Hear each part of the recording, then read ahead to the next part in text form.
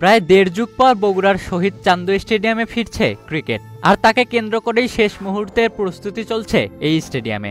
আগামীকাল পর্দা উঠছে এনসিএল টি-20-র দ্বিতীয় আসরের, আর এই মাঠেই গড়াবে আসরের দ্বিতীয় ম্যাচ, যাতে রংপুরের বিপক্ষে মাঠে নামবে সিলেট। এই উপলক্ষে নতুন সাজে সেজে উঠেছে স্টেডিয়ামটি। তবে ক্রিকেট প্রেমীদের প্রত্যাশা, এই সংস্করণের পর যেন আবারও আন্তর্জাতিক ক্রিকেটও ফিরে আসে উত্তরবঙ্গের এই ভেন্যুতে।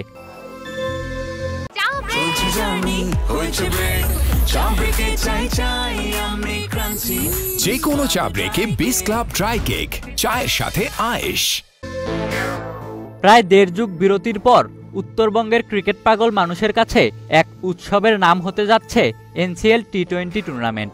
আর সে উপলক্ষে স্টেডিয়ামে চলছে শেষ মুহূর্তের ঘষা মাজা, মাঠের রং করা সহ নানা সংস্কার। দর্শকদের যাতে ম্যাচ উপভোগ করতে কোনো সমস্যা না হয়, সেজন্যই সবখানেই দেখা যাচ্ছে ব্যস্ততা। তড়িঘড়ি করে সবাই নিচ্ছেন নিজেদের শেষ মুহূর্তের প্রস্তুতি।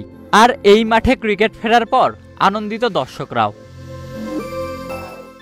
কয়েকদিন হলে খুব এক্সাইটেড আমি, এখানে এনসিএল খেলা দেখব। আমি তো অনেক উচ্ছ্বসিত, একটা এক্সাইটেড আর কি, যে প্রথমবার খেলা দেখবো আর কি, অনেক এক্সাইটেড। আপনার 17-18 বছর পর বগুড়াতে আবার ক্রিকেট ফিরে আসছে, এই জন্য একটু দেখার উৎসাহ বেড়ে গেছে আর কি।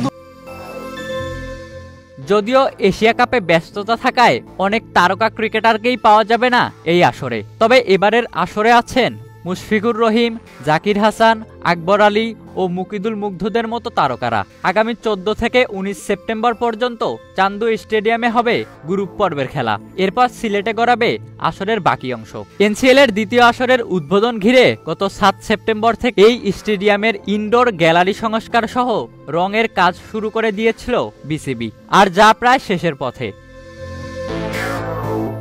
প্রায় 20 কোটি টাকা ব্যয়ে 2004 সালে যাত্রা শুরু করে এই স্টেডিয়াম। 2006 সালে জিম্বাবুয়ের বিপক্ষে শেষ ওয়ানডে ম্যাচের পর কেটে গেছে প্রায় দেড় যুগেরও বেশি। এরপর বগুড়ায় আর অনুষ্ঠিত হয়নি কোনো আন্তর্জাতিক ম্যাচ। সম্প্রতি নতুন করে বরাদ্দ পাওয়ায় এবং এনসিএল টি-20-র মতো আসর বগুড়ায় গড়াচ্ছে বলে আন্তর্জাতিক খেলা ফেরানোর দাবিতে আবারও সরব উত্তরবঙ্গের ক্রিকেট প্রেমীরা। ইশতিয়াক মাহিন, ক্রিক ফ্রেন্জি।